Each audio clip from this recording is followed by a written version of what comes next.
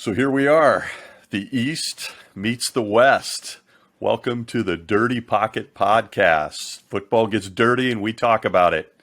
I am joined by my host, Daniel Kelly, SI writer, NFL Draft Diamonds writer and author of Whatever It Takes book.com, and also football aficionado. And I am Stacy Bauman, host of the Gridiron Icon podcast. And the two of us nuts are joining forces. We're going to talk football weekly. Come in, hang out with us. We got a lot to say. Rumor has it that Daniel can be controversial, and I'm going to play off that. We're going to agree and disagree, but we'd like to welcome you to the Dirty Pocket Podcast, where we are going to tackle it all, pun intended. And so this is episode 1. We're excited to be together. He's out east, I'm out west, so I'm still drinking coffee. I don't know what Daniel's drinking. I'll leave that up to him. But we're going to jump right in. Oh, he's drinking water. He's drinking water. That's good. Hydrate, people. Welcome into our podcast. We're going to start by tackling a little bit about what happened last night. The NFL season kicked off with the Tampa Bay Buccaneers and Dallas Cowboys. Daniel, my friend, welcome. Wonder Twin Powers activate. How we doing? Hey, we're doing great down here in Key West, Florida, where I'm coming at you guys from. And I've spent some time on the East Coast throughout my life, back at the East Coast, spent some time up in New York scouting for the Jets. And now I'm down here in sunny and warm. We have to drink this water down here because it's pretty humid in the tropical environment. It's living in paradise down there in Florida. Arguable with some people right now. But yeah, we neglected to mention Daniel is going to bring us some interesting insights as a former NFL scout with the New York Jets and still an aspiring to be general manager in the NFL. And again, like I said, he's got some opinions. So we're going to play off those a little bit weekly and just enjoy ourselves. It's football season, people. Let's enjoy some football, yes, and we'll get to know you and a little bit more about us as this thing grows and grows and grows. So let's talk about last night, man. The season kicked off. We had a game. We had football last night on a Thursday night. Tampa Bay versus Dallas. What were your first impressions? I got a boatload. Well, absolutely. I mean, my wife Samantha and I, we went to a local sports bar here to catch the game and be a part of the activities and festivities and, kind of that football atmosphere, if you will. And watching the game, I mean, some things kind of jumped out at me. Number one, the fountain of youth that Tom Brady has seemed to find.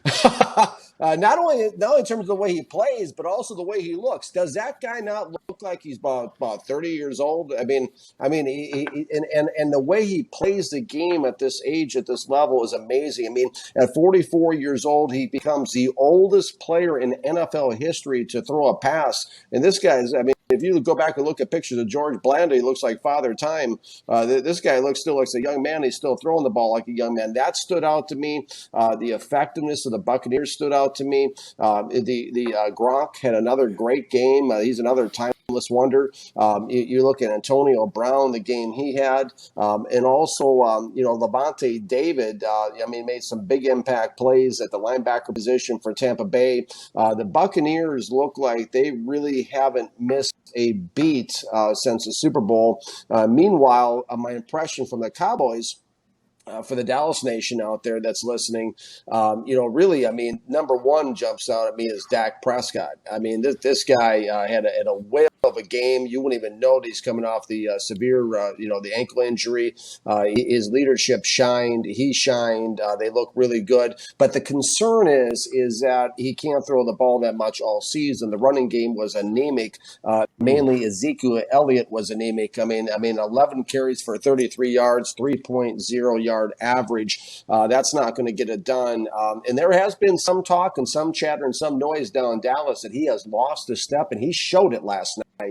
That he has lost a step, and really, on the defensive side of the ball for Dallas, what a huge concerns across the boards, especially with their secondary, and Micah Parsons is is a huge question mark, a huge concern. Pre-draft, I labeled him on Draft Diamonds as an explosive underachiever, and he lived up to that billing last night, Stacy.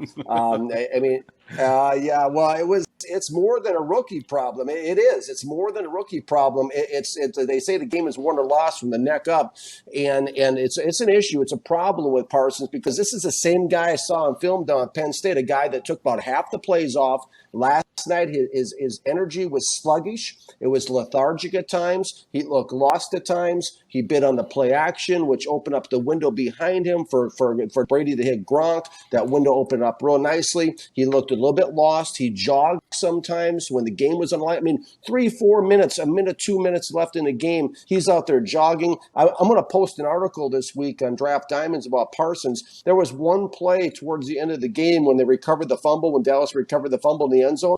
The tackling was embarrassing, and that's going to be the title of his effort on that play. So the Parsons was a concern. I know you Stacy, had some impressions. I'll let you talk about the other linebackers as well. But Dallas looks like they could be in for a longer season. Obviously Dak is Dak, and he's going to do his thing. He's the heart and soul of that team. And Tampa Bay, like we said, I can't say enough good things about what they're doing down there. Yeah, I'll tell you, man, unpacking a little bit of that. First and foremost, I thought Dak Prescott stole the night. He didn't win the game, but man, watching him come in there, coming off that injury, he just looked like a guy that was prepared to be in a shootout. And frankly, I agree with you. I think they're going to be in a lot of shootouts. And thankfully, they have fantastic weapons at the wide receiver position across the board. God, Michael Gallup is so understated, man. He made some great catches tiptoeing the sidelines last night that were really impressive. CeeDee Lamb looked really good. He's on my fantasy team, so I was watching him. He did some really nice things. He did have that drop, although that pass should not have been thrown right in the middle of the field. Ooh, almost got his head taken off. And then, of course, Amari Cooper was ridiculous last night. He was absolutely fantastic. So I thought they looked great on offense. I can't say enough about Dak Prescott. I mean, 42 of 58, 403 yards, 3 TDs. The INT wasn't even his fault. He was incredible. But I want to back up a little bit, and you mentioned Zeke. Wow, man. I did not see the guy that we have come to hope for, I guess, at that position coming out of Ohio State in his first 2 seasons. I thought it was interesting, the one play, and I have to wonder if they're going to do a lot of this.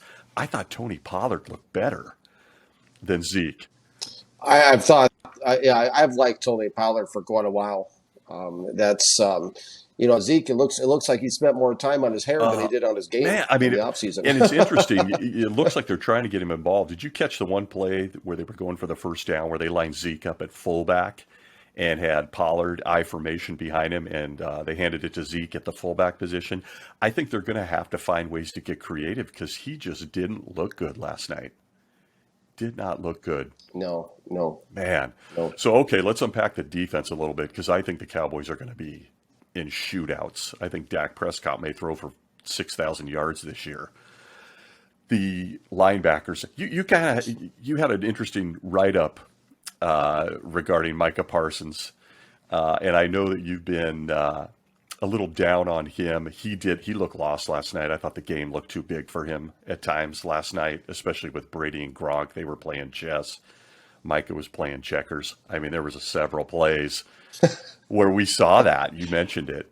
But where are we on Jalen Smith and Van Der Esch at this point with the Dallas Cowboys? As a former scout, what are you seeing from these guys? They're not rookies anymore. They've been playing in the same, well, I guess it's debatable whether it's the same defense and system, but they've been playing side by side for years. They looked really lost at times last night. Yeah, they did. And, with those two guys, with Van Der Esch, with him, I know that, people I talk to in the league to say that he looks really nice, in his uniform and everything. But other than that, if you hit him, there's some issues there. He has to almost come off the field. Also, with Jalen, I thought, I really liked him back in 2019. I thought he was one of the best coverage linebackers in the NFL. But the jury is still out on both of those guys this season. And I can tell you from covering the Detroit Lions for SI. If you don't have a linebacking core, you don't have a chance in the National Football League because these guys, once they get past that interior of the defensive line, if you don't have somebody who can come up and make some hits and stop the run, it's going to be a problem. So I think Dallas is in for a season there. But those two guys, you hit on it, Stacy. They were definitely, what's going to happen in the crystal ball? Well, we probably, maybe have an idea. But what happened last night, according to you, was definitely a disappointment. Yeah, I was just kind of stunned by the linebacking core. And I know that you have friendships, ties inside the Cowboy organization from your time as a scout.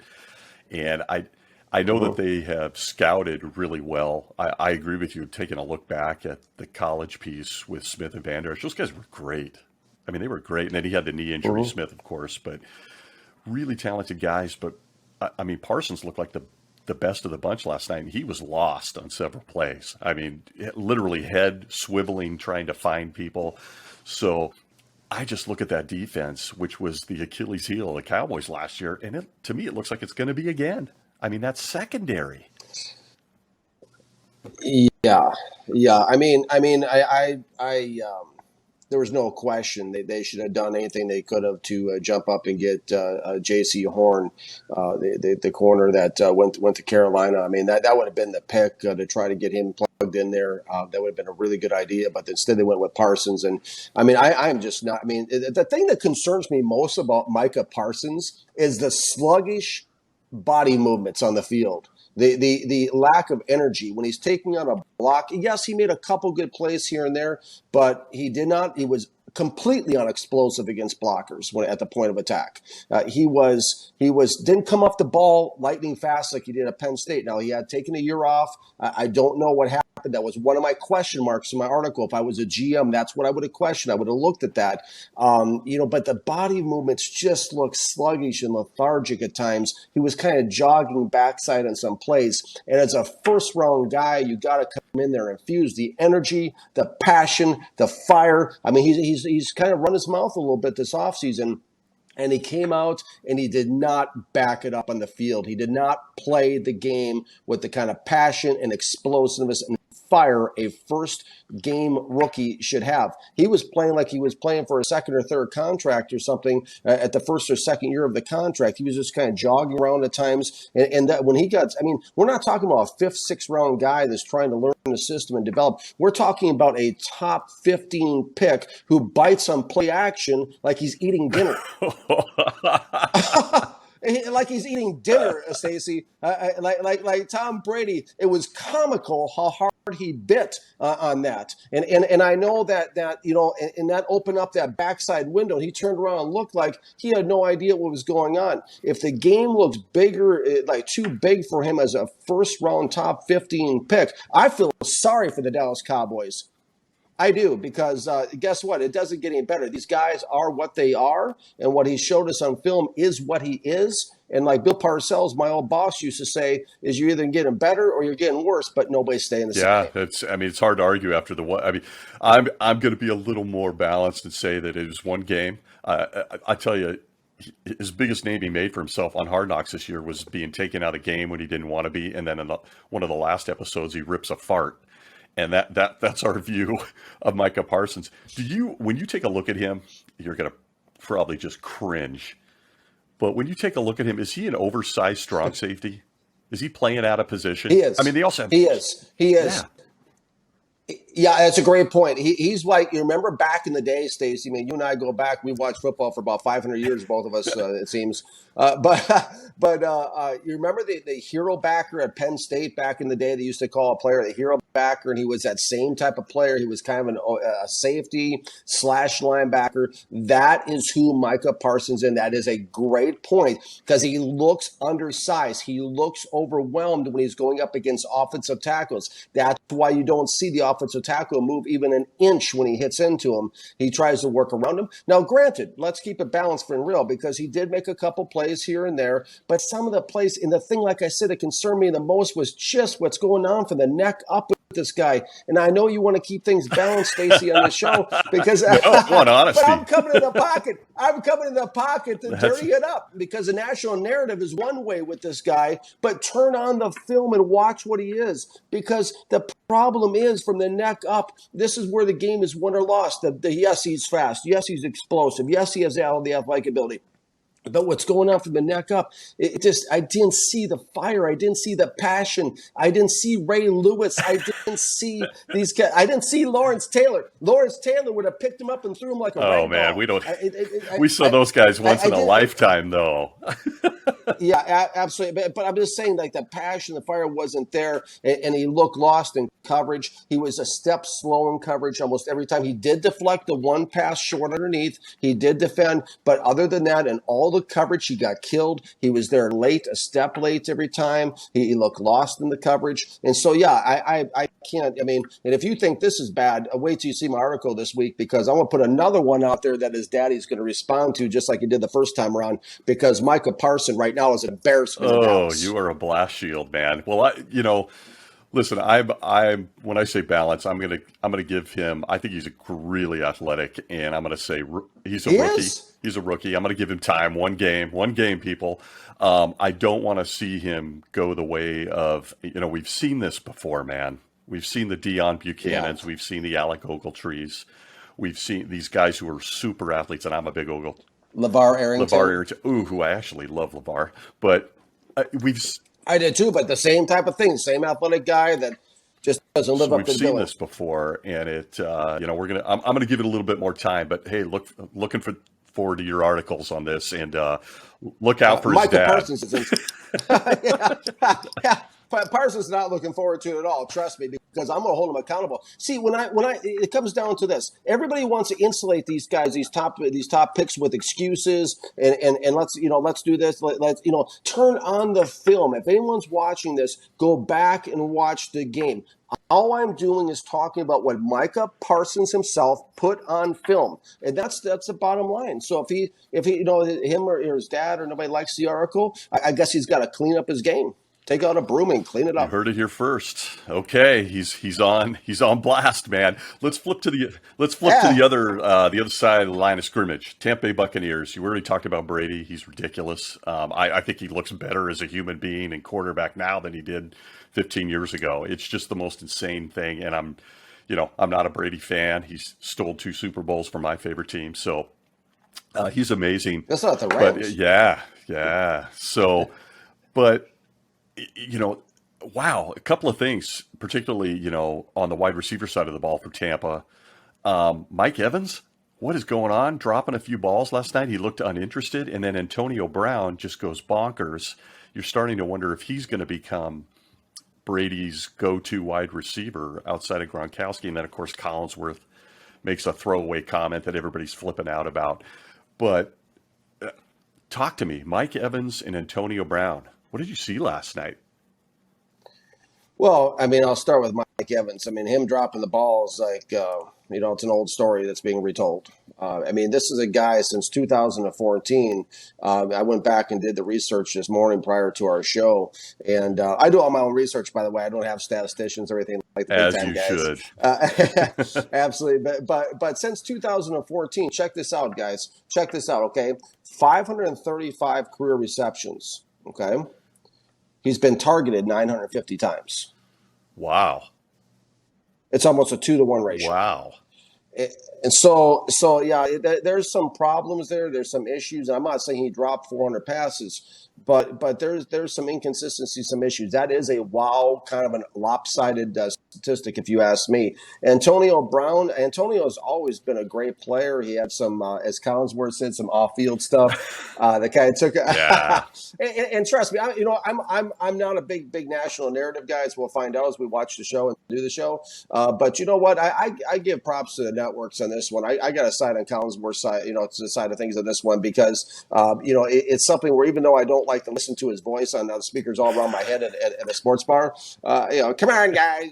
I don't like that, but off-field stuff was appropriate because, he didn't spend any time in jail. He wasn't, it's so, but and it's also TV. I mean, let's face it. But Antonio Brown is a football player, and that's what we're talking about here. We're talking about as a football player.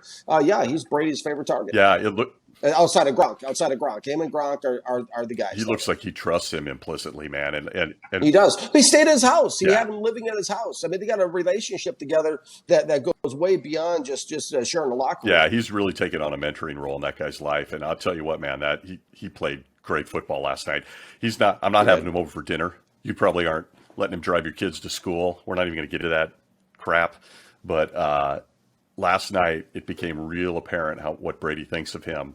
Outside of just the mentoring, he's a football player, and he's a really good one. Love him or hate him. So I thought that was an interesting development last night. Mike Evans looked disinterested at times. A couple of the things. There were some tip balls, but he just looked disinterested. Godwin, of course, made his mistake, the big fumble down there going into the end zone. I think as this develops, you're going to see the old timers club, Brady, Gronk, and Antonio Brown are really key cogs. I guess it goes without saying, but now they've had almost a full season and a Super Bowl trophy together to come together. So really interesting game last night, man. A lot we could talk about. I wanted to move a little bit into this weekend's games.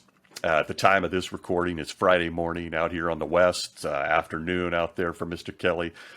But we want to unpack just a couple of games for Sunday. And I'm going to start right with one that nobody would expect and very few people outside of their two cities probably care about. But Jacksonville and Houston. Turns out on several of your NFL Draft Diamond articles that you have a few opinions on Mr. Trevor Lawrence, the first pick in the draft. He makes his debut. He makes his debut Sunday against arguably what's got to be the worst team and worst organization right now in the NFL with the Houston Texans. What do you expect to see? I expect James Robinson to just get fed. But what do you expect to see on Sunday in Jacksonville?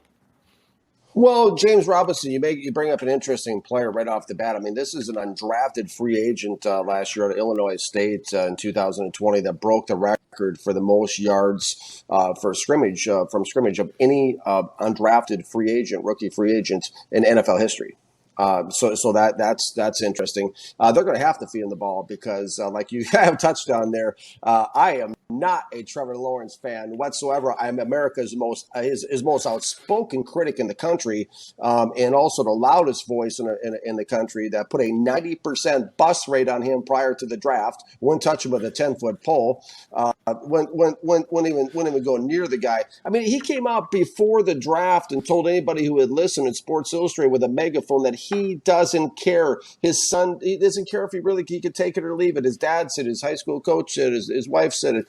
He's not award driven. All this guy, not the guy you want under center when the game's on the line. Now, when it comes to this game against Houston, I got a name to throw at him. Lovie Smith. Lovie Smith is the defensive coordinator of the Houston Texans. Lovie Smith is one of the founding guys, I guess, innovators, you can say, of the Tampa 2 defensive coverage. Lovie Smith is going to throw things at Trevor Lawrence that he's never even seen in a video game. And it's going to be a problem. I think that, I'm not at all sold on him. I think that everyone says, it's just the preseason, and they insulate the guy in excuses again. But the fact of the matter is, in the first 2 preseason games, he was 5 out of 13 on third down conversions, couldn't put together a drive, did look kind of out of sync and out of balance on that offense. Everybody talked about the big game against Dallas's third string, and also in the preseason. We saw how good the first string was last night, right? He was playing against their third string, and some guys that got cut, and everybody said, 11 out of 12, look at this, that, the other. Some of those guys are at home watching the game last night on TV. So yeah, I think it's going to be a problem for Trevor Lawrence. Welcome to the NFL, rookie. This is the first of many. Yeah, it's hard to argue that point with you. I mean, people were getting excited against him playing, like you said. We saw the starters last night. Oh, hey, I had Jim Everett coming at me, your old quarterback. What? He came at the me. Blade? The Blade was coming at you? He came at me on Twitter, and he said, okay, so I wrote this article. It said Trevor Lawrence continues to look like a bust in his first 2 preseason games, right? And so Jim Everett comes out. He comes directly at me and says, okay, well, I suppose then Troy Aikman in his 1-15 season was a bust too. Then, right? Hall of Fame Troy Aikman, right? And I respond. I said, okay, no, Mr. Everett, right, Jim. I mean, I grew up watching this guy, so I gave him the The respect, the proper Blade. respect. Yeah. Yeah, I mean, I mean, all pro guy. I mean, I said, listen, I grew up watching you, Jim. I said, I respect you in the game that you played, and tell me what you're seeing on film. Don't make an outside the apples and oranges comparison between Trevor Lawrence and Troy Aikman, which is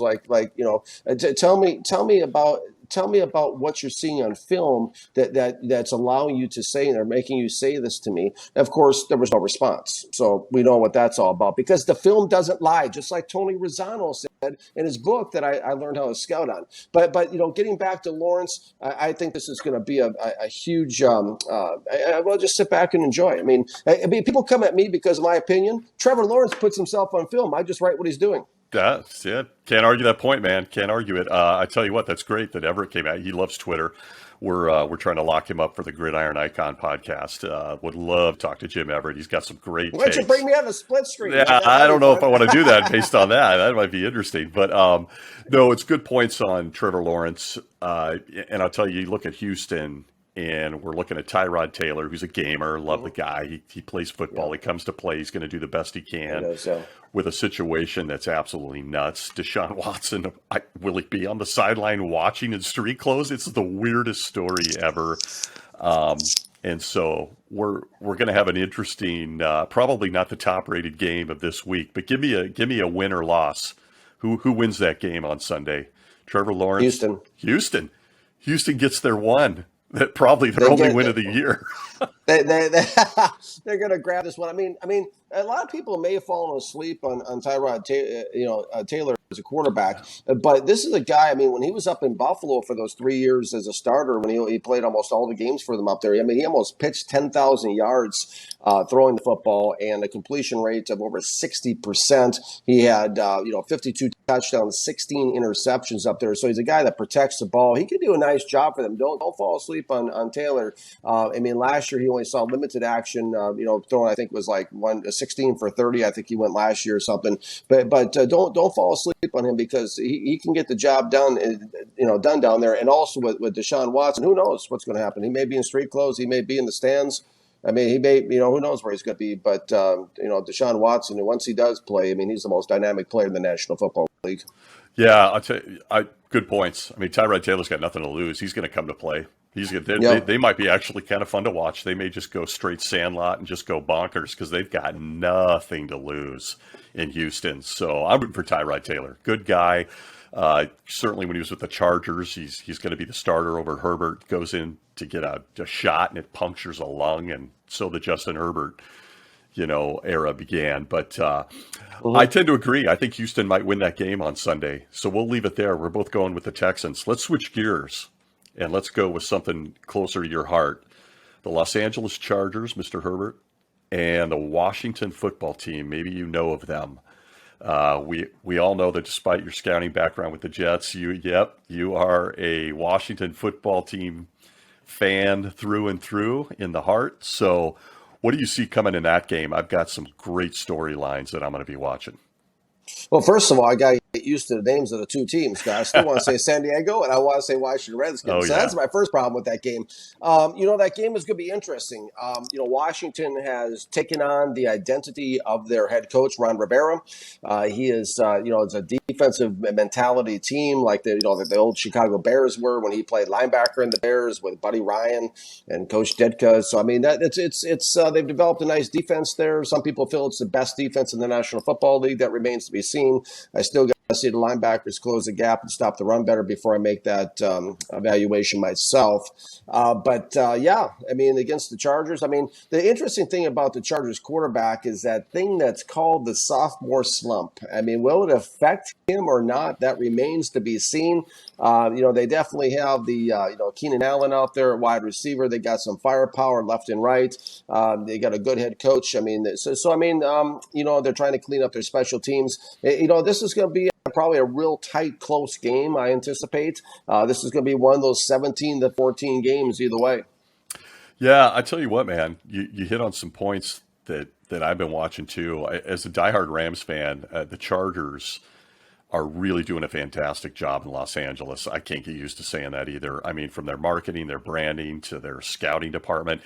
Brandon Staley taking our defensive coordinator from our number one defense last year and moving him over to what is a talent-rich roster on defense for the Chargers. I mean, Bosa, you've got Kenneth Murray, Jerry Tillery, Derwin James. I am really, really curious to see how Brandon Staley puts his fingerprint on that defense and how the Chargers go. Goes without saying that the Washington's defense is unbelievable. Their defensive line is ridiculous. Chase Young, Montez Sweat, their secondary's good. I think that this could be a really, really good game on Sunday. I think this is going to be a slobber knocker, punch each other in the mouth type football game. And I'm really curious to see what Brandon Staley throws at Ryan Fitzpatrick, who's on his, 30th team in his career. I mean, I love the guy. Like, come on, Fitzpatrick's great for football. But, man, if you're a Washington fan, what's it going to take after the Dwayne Haskins bust to get a quarterback into Washington?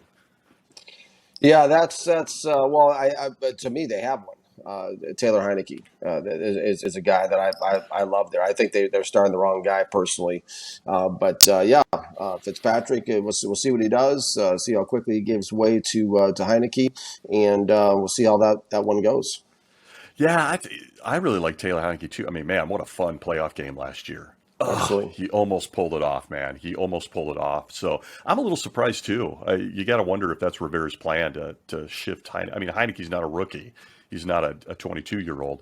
And Fitzpatrick definitely isn't a rookie. So, I mean, you look at that team in Washington, and that's really the only area that they're kind of truly missing. I mean, they've got Terry McLaurin. They've got skill position players. I absolutely love Antonio Gibson. I think he's the next multi-purpose back in the NFL, Marshall Faulk-ish type players. But I'm looking for a good game on Sunday, man. Who do you got, win or loss on that one? Well, I'm taking Washington. No way. I mean, come on. That's you put that one on the tee for me, Stacey. Come on. It's going to be interesting. I mean, I think that defense is going to give those guys some problems. Herbert, I really like Austin Eckler too. So it'll be an interesting game. It's going to be one that I'm going to be watching closely. Okay, so you're picking the Texans, and I am picking we're both picking the Texans rather.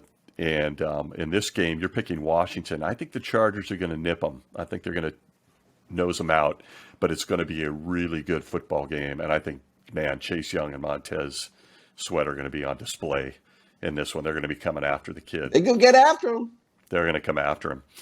So let's go to another one near dear to your heart as a writer for Sports Illustrated covering the Detroit Lions. I have a little vested interest in this game too because I am a Rams fan and I'm a big Jared Goff fan. On my Gridiron Icon podcast, we talked about this. I'm not a fan of how that relationship ended in Los Angeles. What do you see happening in Detroit, particularly with the news that as of the time of this taping this morning that Taylor Decker may not play? And we all know what you have written on NFL Draft Diamonds and SI about Penei Sewell, but the kid, you didn't like him as a right tackle. You think he's a guard. But now he may be playing left tackle on Sunday. Is my guy Jared Goff going to get killed? Well, there's a lot of Rams tie-ins to this game, like you said. A lot of them. Including the new GM of the Lions, Brad Holmes, of course, came Love over him. from the Rams too. But short answer, quite possibly. I mean, there's going to be a lot of quick passes. They're going to have to get the running game going. That's another conversation too. They try to take some heat off, but I mean, here's the thing about Penei Sewell. Right now, that this is if you type in Google and type in Penei Sewell, my article's the top story in Google right now about him looking like a bust. And the reason why I say that is because at Oregon, to me, he was a big fish playing in a very small pond, if you will. He was somebody that, he was able to kind of big body, that big frame, that big natural strength that he has. He was able to kind of like push around those guys that play on that conference out there. And he was trying to, he just kind of just was too big of a presence.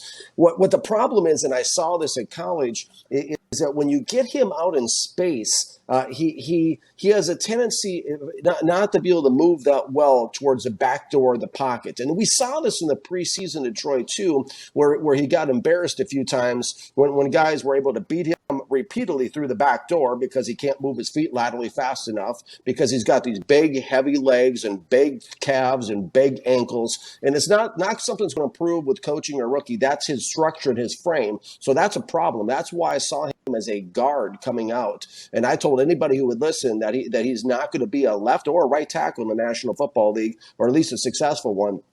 Because once you get on an island, and I'm not a big Taylor Decker fan either. I thought they should have traded him last year. I don't like Decker either.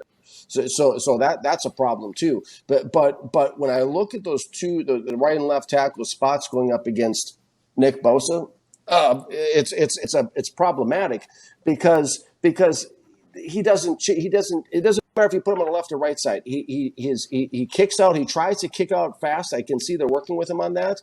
But when he's out on the perimeter, when he's on an island, he can be beat through the back door against speed, and you can beat him hard back to the inside with a spin or a swim, because he cannot recover. He lacks body control, and it shows up in space. It shows up on run blocking. He's a very passive, just kind of a pusher as a run blocker. He's not a big-time finisher, not a lot of mean and nasty, not a lot of pancakes. He gets out of the second level against the linebackers.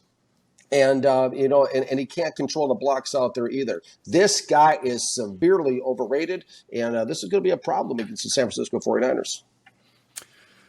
Hard to argue with some of those takes, man. He's had a really rough preseason. And, of course, here's your first indication of East versus West between us. I could almost hear the Pac-12 versus SEC bias in your voice. The guys are small. They're the defensive ends in that conference are small. They're those speed, fast guys that offensive tackles swallow. Yeah, subject for a whole nother episode. But I'll tell you what, Penei Sewell's had a hard time. If he's playing left tackle against that 49er if he's front, playing which right is tackle, if he's on the field, if he's bringing water, they're going to have a rough time with him. He's going to play. And so I'm worried about my guy, Jared Goff, who already doesn't have the world's most dynamic receiving core. What receiving core? Yeah, I'm on St. Brown. I hope he's probably going to play in the slot. I'm hoping Hawkinson is just going to be a massive.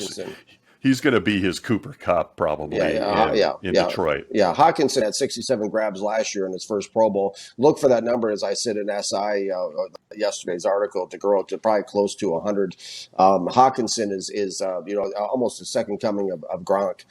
It's a guy who I really like. I think Detroit's going to have to try to go to a lot of two tight end sets and try to use Fells as well, the other tight end, and try to work down the seams because those receivers. I wasn't high on St. Brown at all either. I didn't know if he was going to make the team, and so prior to the season, so they have nobody really at receiver, so that could be a real problem. We're going to find out real fast what St. Brown has, because the weight of the world, as I said in SI, is on his shoulder pads. Okay, so throwing two more things really quick at you. Do we both agree on Frank Ragnow? Stud? Yes. What a player. Absolutely. Yeah, he anchors that offensive line. Yeah. Second thing, as somebody who covers Detroit for SI, what are we going to get out of Jeffrey Okudah this year? Is he a bust? Is he going to develop? Is he just going to be a solid corner in the NFL? Can we get that out of him? I think he's going to develop into being a top flight corner still at this point. Okay. He's got the athletic ability. He's got the speed. He's got the ability.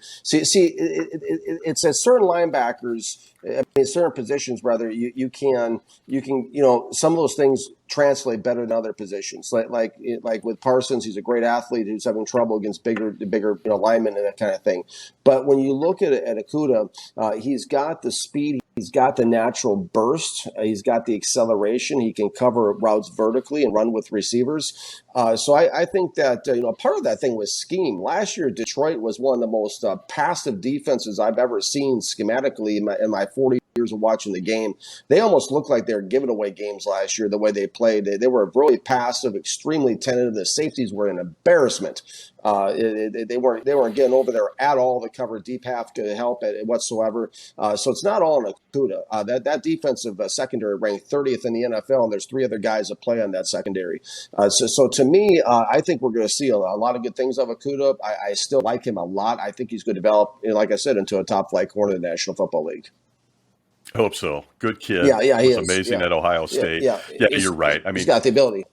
Yeah, he came into a cesspool. I mean, Darius Slay wants out. Cadre Diggs wants out. Everybody wants out. The Matt Patricia era was rough in Detroit. That's probably an understatement for you Lions fans. I'm rooting for the Lions this year for obvious reasons. Love Brad Holmes. Love Jared Goff. I don't think Jared Goff is Peyton Manning, but I think that he's a really good quarterback in it. And I think that if you put him in the right system with the right coaching, you're going to get good stuff out of him. So, okay, win or loss, who wins on Sunday, Lions or Niners? 49ers, by as much as 17 points. Ouch. Yeah. Hard to argue. I mean, as a Rams fan, I think the Niners are going to beat the Lions. I think it could be tough. It makes me sick to even say that, but I think that defense will be a little too much, particularly with problems at the tackle positions. Good God, man. DeAndre Swift is going to be in the ice tub.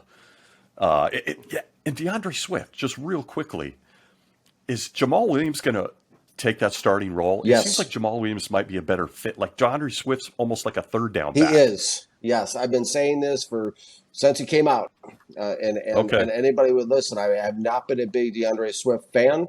I think he is. You hit perfectly. You hit the nail on the head there, Stacey. I think he's more of a change of pace and more of a third down back that you bring in.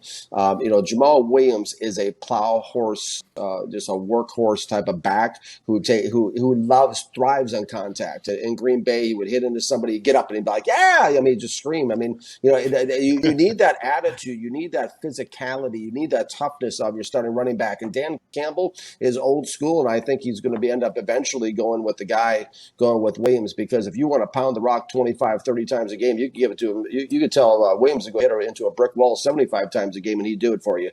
That's the type of attitude that you need, and that's what they need in the NFC North.